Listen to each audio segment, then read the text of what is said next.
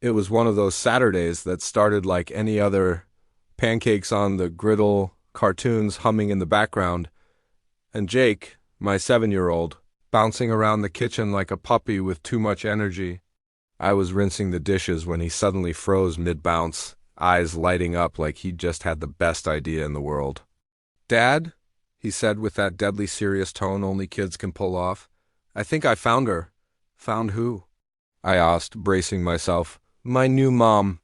Before I could even respond, he was already dragging me toward the small farmer's market down the street. I half jogged to keep up, thinking he'd spotted some sweet lady selling cookies.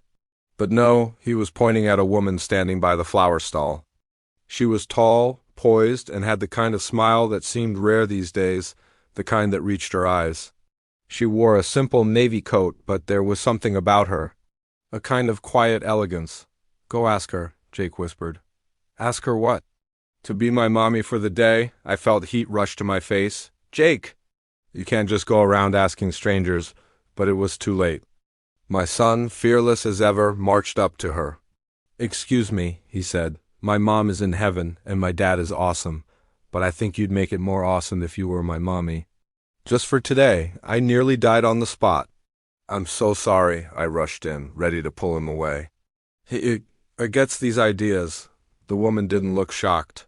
Instead, she crouched to Jake's level, her voice soft. "That's a very big request," she said. "And a very special one." Jake nodded like a businessman sealing a deal. "We could get ice cream and go to the park. And you could tuck me in at bedtime." I started apologizing again, but she held up a hand. "Only if your dad says it's okay." Now every fiber in my body screamed say no, but something in her eyes, kindness, maybe a little loneliness, made me pause.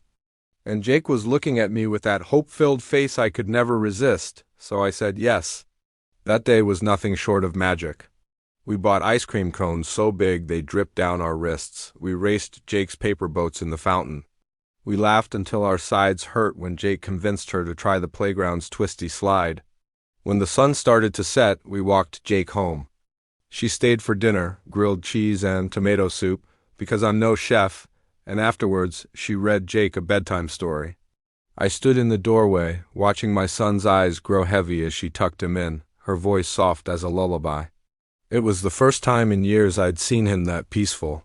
After Jake was asleep, I walked her to the door. "Thank you," I said. "You didn't have to do all this."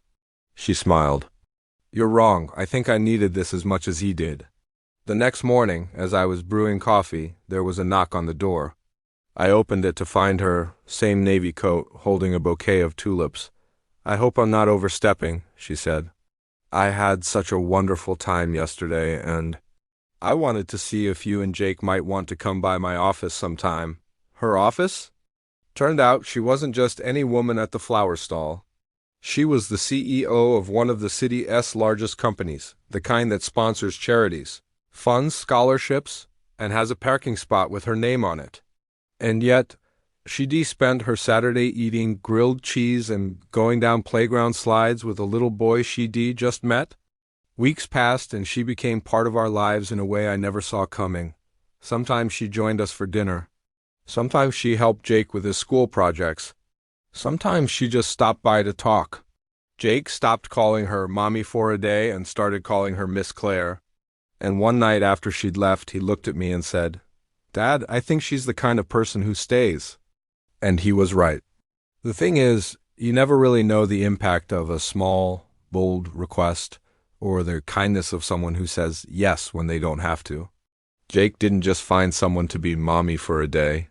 He found someone who reminded us that family isn't just about blood. It's about who shows up, who cares, and who chooses to love you, no matter the title.